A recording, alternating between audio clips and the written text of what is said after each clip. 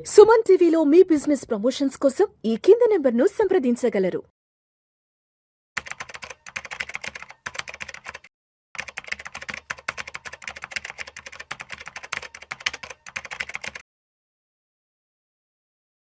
నమస్తే అండి.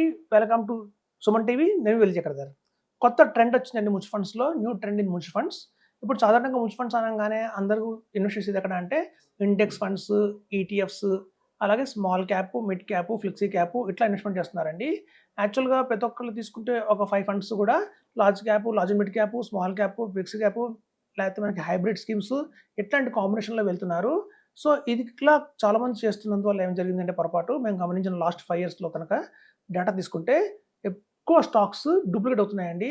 అంటే మీకు మిడ్ క్యాప్‌లో ఉన్న స్టాక్సే కొన్ని లార్జ్ క్యాప్‌లోనే ఉంటున్నాయి, కొన్ని స్మాల్ క్యాప్‌లోనే ఉంటున్నాయి.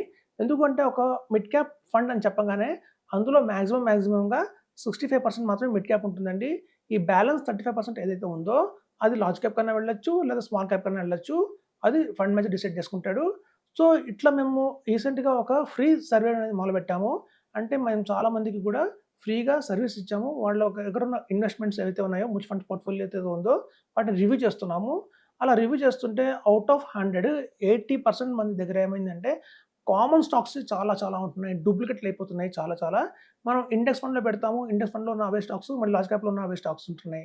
అలాగే మిడ్ క్యాప్ ఇండెక్స్‌లో పెట్టిన స్టాక్స్ కూడా మళ్ళీ మిడ్ క్యాప్ ఫండ్‌లో కూడా అవే ఉంటాయి. సో స్టాక్స్ అన్నీ అక్కడ అవే ఉండి ఓవరాల్‌గా పోర్ట్‌ఫోలియో అవుట్‌లుక్ చూస్తే ఎలా ఉందంటే అది ఒక ఫ్లెక్సీ క్యాప్ అయిపోయింది. సో మీరు ఈవెన్ అనుకుంటారు నేను ఒక 10 ఫండ్స్‌లో పెట్టాను, డైవర్సిఫికేషన్ చేసుకున్నాను అని. కానీ మొత్తం ఆ కంక్లూజన్ వస్తే ఏంటి? ఆ 10 ఫండ్స్ ఒక కంక్లూజన్ తీసుకుంటే గనక మళ్ళీ అది ఫ్లెక్సీ క్యాప్ అయిపోయింది. కొన్ని స్టాక్స్ మిడ్ క్యాప్‌లో ఉంటున్నాయి, కొన్ని లార్జ్ క్యాప్‌లో ఉంటున్నాయి, కొన్ని స్మాల్ క్యాప్‌లో ఉంటున్నాయి. కానీ అవే ఉంటున్నాయి సేమ్ యాజ్ ఇట్ ఈస్‌గా రిపీట్ అవుతున్నాయి. చాలా బ్యాంక్స్ అందరి దగ్గర అన్ని మ్యూచువల్ ఫండ్స్‌లోనూ కామన్‌గా కొన్ని బ్యాంక్స్ ఉన్నాయి. ఎక్కువ అమౌంట్ మీకు ఆ బ్యాంక్స్‌లోనే వెళ్ళిపోతున్నాయి. అలాగే ఒక ఫార్మాలోకి వెళ్ళిపోతున్నాయి. కొన్ని టాప్ కేటగరీ స్టాక్స్‌లో అందరూ పెడుతున్నారు. సో, అమాంతం ఈ 80% of the amount, 70% of the amount అలాంటి స్టాక్స్‌లో వెళ్ళటం వల్లే మీ పోర్ట్‌ఫోలియో బాగా డెంట్ అవుతుంది. సో, దానికంటే కూడా ఇప్పుడొచ్చిన కొత్త ప్యాటర్న్ ఏంటంటే only mid cap and small క్యాప్‌లో పెట్టండి మ్యూచువల్ ఫండ్స్‌లో. అలాగే ఒక 2 సెక్టర్ ఫండ్స్, 2 థీమాటిక్ ఫండ్స్‌ని యాడ్ చేయండి. ఎప్పుడైతే ఇలా చేసుకుంటారో మీకు ఎక్స్ట్రార్డినరీ రిటర్న్స్ చూసాం. మేము చూసాం, క్రాస్ చెక్ చేసాం. ఒకవేళ కనుక ఇట్లాంటి పోర్ట్‌ఫోలియో కనుక వీళ్ళు లాస్ట్ 5 ఇయర్స్ కనుక mid cap, small cap, flexi cap, multi cap, hybrid schemes, aggressive hybrid scheme, balance advantage funds ఇట్లాంటివిలో కాకుండా ఎవరైతే కనుక ఒక మిడ్ క్యాప్, ఒక స్మాల్ క్యాప్, 2 థీమాటిక్, 2 సెక్టర్ ఫండ్స్‌లో పెట్టిన వాళ్ళకి ఎలాంటి రిటర్న్స్ వచ్చాయని చూసాము. ఇలా పెట్టిన వాళ్ళకి అత్యధికంగా 18-19% ఆన్ యావరేజ్ రిటర్న్ వచ్చింది. కానీ ఎవరైతే బల్క్‌గా అన్ని చోట్ల పెట్టుకుంటూ వచ్చారో వాళ్ళకి 13-14% రిటర్న్ వచ్చింది. సో, కేవలం డిఫరెన్స్ చూస్తే 4% డిఫరెన్స్ అయితే కనిపించిందండి. కాబట్టి ఒక న్యూ ట్రెండ్ అయితే వచ్చింది మ్యూచువల్ ఫండ్స్‌లో. ఎప్పుడు కూడా ట్రెడిషనల్‌గా ఒక లాంగ్ బ్యాక్ చేసినట్టుగా చేయకండి. చూడండి చాలామంది చెప్తారు మ్యూచువల్ ఫండ్స్‌లో కొన్ని ఎన్ఏవీలు 4000 ఎన్ఏవీ అయిపోయింది. కొన్ని 3000 ఎన్ఏవీ అయిపోయింది. కొన్ని 2000 ఎన్ఏవీ అయిపోయిందంటారు. సో, ఆ ఫండ్స్ అన్నీ కూడా ఎప్పుడు స్టార్ట్ అయినాయి అంటే 1995 ఆ టైంలో స్టార్ట్ అయింది. 2000లో స్టార్ట్ అయింది. సో, ఎప్పుడైతే ఫండ్స్ 1995, 2000లో స్టార్ట్ అయిందో ఆ రోజున స్టాక్ మార్కెట్ ఎంత అంటే కేవలం బాంబే స్టాక్ ఎక్స్‌చేంజ్ 4000 పాయింట్స్ ఉండేవి. ఇవాళ అమాంతం 76,000 పాయింట్స్‌కి వెళ్ళిపోయింది మార్కెట్. చూస్తే ఇంత పెద్ద ర్యాలీ జరిగింది. 6,000 పాయింట్స్ నుంచి దగ్గర 86,000, 80,000, 90,000 70,000 తీసుకున్నా కూడా 12 టైమ్స్ పెరిగిపోయింది మార్కెట్. ఇట్లా మార్కెట్ 12 టైమ్స్ పెరగడం వల్ల చాలా మటుకు ఓల్డ్ ఫండ్స్ ఏవైతే ఉన్నాయో మ్యూచువల్ ఫండ్స్ అవన్నీ కూడా అమాంతం ఎన్ఏవీస్ పెరిగి బాగా వెల్త్ క్రియేట్ చేసి పెట్టాయి. అట్లాంటిదే మళ్ళీ ఇప్పటి నుంచి నెక్స్ట్ 15 ఇయర్స్ జరుగుతుందంటే జరగదండి. అది గుర్తుపెట్టుకోండి. చాలామంది అందుకే అంటారు past performance may or may not repeat in future అంటారు. ఇప్పుడు మా దగ్గర కొంతమంది వస్తుంటారు. చాలామంది ఇన్వెస్టర్స్ వస్తుంటారు. సార్ మీరు గతంలో ఎవరికన్నా రిటర్న్స్ ఇప్పించారా? మాకు చూపించండి అంటారు. అలా ఎప్పుడు డిస్క్లోజ్ చేయం. యాస్ పర్ సెబీ గైడ్‌లైన్స్ ఏంటంటే ఒక ఇన్వెస్టర్ ఇన్ఫర్మేషన్ ఇంకో ఇన్వెస్టర్‌కి చెప్పకూడదు. కానీ కొంతమంది ఆ పొరపాటు చేస్తున్నారు. వాళ్ళు చూపిస్తారు. మేము చూసామండి. మేము 2005లో ఇన్వెస్ట్‌మెంట్ చేయించాం. వాళ్ళకి ఇన్ని కోట్లొచ్చాయని. 2005లో ఆయన పెట్టినప్పుడు ఆ ఇన్వెస్టర్ పెట్టినప్పుడు స్టాక్ మార్కెట్ వస్తే మీకు 8,000 లెవెల్‌లో ఉండేది. అలా 8,000 లెవెల్‌లో స్టార్ట్ అయిన మార్కెట్ 70,000 పెరిగింది. అది అడ్వైజర్ గొప్పతనం అయితే కాదు. కేవలం ఒక రైట్ టైమ్‌లో ఆ మార్కెట్‌లోకొచ్చారు. ఇలాంటి చూడండి మేము కనుక అడ్వైజర్స్ అయ్యుండి మిమ్మల్ని ఒక టైమ్ మెషిన్‌లో కూర్చోబెట్టి ఆ టైమ్ మెషిన్ ద్వారా మిమ్మల్ని బ్యాక్ తీసుకెళ్ళలేము. సో, మార్కెట్ ఇవాళ వచ్చారు అంటే మీరు 76,000 లెవెల్‌లో మీరు ఎంటర్ అవుతున్నట్టు అర్థము. సో, 76,000 నుంచి మీరు ఎంటర్ అవుతున్నారు కాబట్టి ఆ 7,000 మార్కెట్‌లో ఎంటర్ అయిన వాళ్ళకి మీకు డిఫరెన్స్ అయితే ఉంటుందండి. వాళ్ళలాగా రిటర్న్స్ అయితే మీకు రావు. అది తెలుసుకోండి. సో, కాబట్టి గతంలో వచ్చిన రిటర్న్స్‌ని చూసి మనం బ్లైండ్‌గా వెళ్ళిపోతే మాత్రం మనం చాలా దెబ్బతింటాము. ఇప్పటి నుంచి మార్కెట్‌లో ఎట్లాంటి స్టాక్స్ పెర్ఫార్మ్ చేస్తాయి, ఆల్రెడీ ఓల్డ్ ఫండ్స్ హౌసెస్‌లో మనకి అంత రిటర్న్స్ ఇచ్చాయి కాబట్టి అవే రిటర్న్స్ కంటిన్యూ అవుతాయి అదే ఫండ్‌లో అనుకోవడానికి లేదు. ఇప్పుడున్న కరెంట్ మార్కెట్ సిట్యుయేషన్స్‌లో ఎట్లాంటి స్టాక్స్ బాగా పెరుగుతున్నాయి, సో, ఈ ఫండ్ హౌస్‌లో అట్లాంటి స్టాక్స్ ఉన్నాయా? లేవా?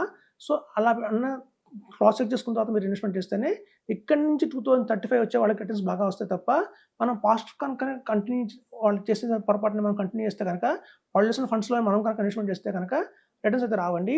ఎప్పుడైనా గుర్తుంచుకోండి, వాల్యూమ్ ఏదైతే ఒక ఫండ్‌లో కనుక మోర్ దాన్ 10,000 క్రోర్స్, 25,000 క్రోర్స్ ఉన్న వాల్యూమ్ ఉన్న ఫండ్స్ రాబోయే రోజుల్లో బాగా డ్రాస్టిక్‌గా ఫాల్ అయితే అవుతాయి. వాటి పెర్ఫార్మెన్స్ అంతగా ఉండకపోవచ్చని మనకి రిపోర్ట్స్ అయితే వస్తున్నాయి. సో, కాబట్టి మీరు తీసుకునే ఫండ్స్ అన్నీ కూడా లెస్ దాన్ 5,000 క్రోర్స్, 10,000 క్రోర్స్ ఉండేటివి తీసుకోండి. అలా తీసుకుంటేనే మీకు ఆ గ్రోత్ అనేది కంటిన్యూ అవుతుంది నెక్స్ట్ ఒక 15 ఇయర్స్‌కి. సో, ఇప్పటి నుంచి మనం బిగిన్ చేస్తాము అంటే కనుక, మన ఎస్ఐపి ఇప్పటి నుంచి స్టార్ట్ చేస్తున్నాము అంటే కనుక, పాత వాళ్ళని కాపీ కొట్టకండి. అలాంటి రిటర్న్స్ మళ్ళీ మీకు రాదు. ఆ ఫండ్స్‌లో రావు. కొత్త ఫండ్స్ తీసుకోవాలి. ఏవైతే ఫండ్స్ చాలా చాలా తక్కువ వాల్యూమ్స్‌లో ఉన్నాయో, అలాంటి ఫండ్స్‌లో మీరు ఇన్వెస్ట్‌మెంట్ చేస్తే మీరు రాబోయే రోజుల్లో ఎక్కువ రిటర్న్స్ వస్తాయి తప్ప, అలా ఆల్రెడీ 1,00,000 క్రోర్ దాటిపోయిన ఫండ్‌లో మీరు కనుక కంటిన్యూ చేస్తున్నా, ఒక ఎస్ఐపి రూపంలో ఎస్ఐపి చేసినా కూడా మీకు అమాంతం నెక్స్ట్ 15 ఇయర్స్‌లో మాత్రం అంత రిటర్న్స్ రాదు. అది 10% పడిపోయినా కూడా మీరు ఆశ్చర్యపోక్కర్లేదని చెప్తున్నాను.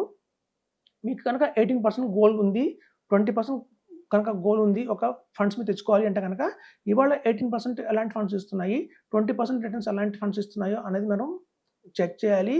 అలాంటి వాటిని మనం ఫిల్టర్ చేయాలి. మార్కెట్‌లో చూస్తే మనకి ఎక్స్ట్రార్డినరీగా 1000 ఫండ్స్ ఉంటాయి.